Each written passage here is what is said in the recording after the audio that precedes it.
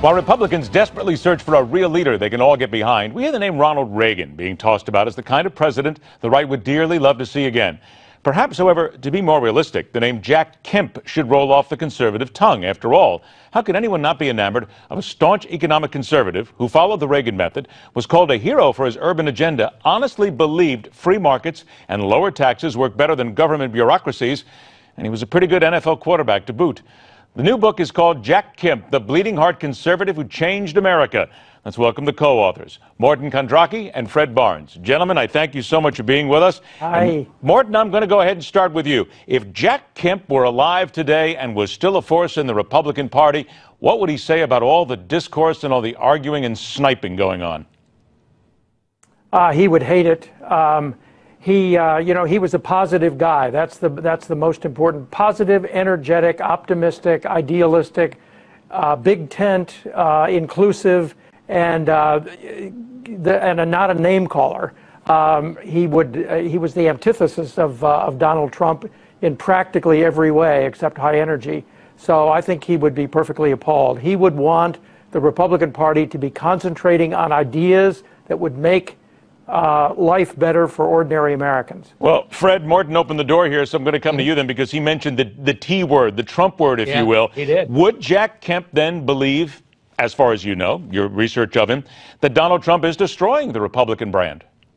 I don't know that he'd believe that, but he would sure disagree with him on many, many things, starting with immigration and particularly deportation and things like that, eminent domain. I can think of many things. But the difference between Jack Kemp and other Republicans today, and certainly with Donald Trump, is that Kemp was a uniter. I think if Kemp were here now, he could unite the House Republican conference that nobody else seems to be able to do. And that's what Republicans desperately need in the House, someone to unite them. Morton, what was it about Jack Kemp that allowed him to be that uniter, that allowed him to cross so many barriers and still be seen as a staunch conservative? Well, it was optimism. He always believed that if you worked hard enough at something and tried hard enough, you could do anything you wanted to do.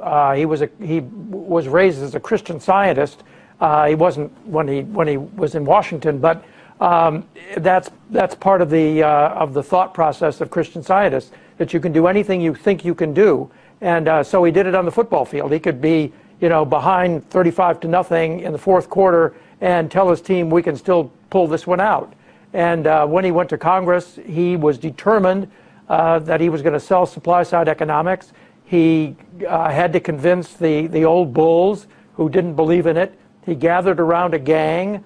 The idea was that the party needed something positive to be in favor of after they'd lost the elections in 1974 and 76, and he gave them that positive agenda. Fred, I'm an old sports guy. I've been a football fan for years, knew Jack Kemp's history as well. Is it just possible that that's the thing about Kemp? He was part of a team. He was a leader. He was a quarterback. He was somebody who knew how to draw people together. And right now what we're missing in Washington on both sides are those people who understand how to talk to people and make them follow you, make them get it. Yes? Absolutely. I think you hit the nail on the head, Ed. Kemp did what he thought a quarterback was supposed to do. A quarterback was in charge. A quarterback had to have a vision of how to produce victory. And he had to convince the other members of his team that he could lead them there. Kemp put together, this is what he did to promote the supply-side tax cuts that were eventually adopted by Ronald Reagan and just transformed the country economically. He put together a movement of economists, of even columnists like Robert Novak, the Wall Street Journal editorial page, young members of the House like Newt Gingrich and Connie Mack. He really put together an entire movement that showed that he was an extraordinary leader. So, Fred, with all that he did then, I got about 2 minutes left. I'll ask you first, and then, Morton, I'm going to get to you with this as well. What, in your opinion, one thing that Jack Kemp brought to the table that right now would be perfect for the Republican Party and would make a difference?